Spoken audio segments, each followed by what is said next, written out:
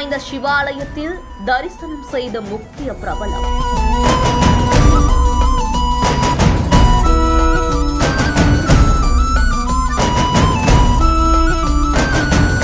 அதிதீஸ்வரை மனமுருகி வேண்டிய இசைஞானி இளையராஜா.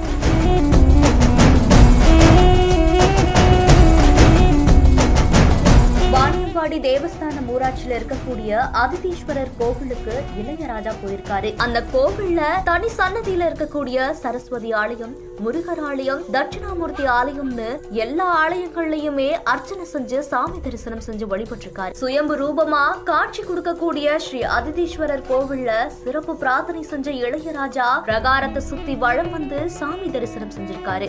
இசைஞானி இளையராஜாவை பார்த்த அந்த பகுதி மக்கள் பலருமே அவருக்கு வாழ்த்துக்களை தெரிவிச்சிருக்காங்க.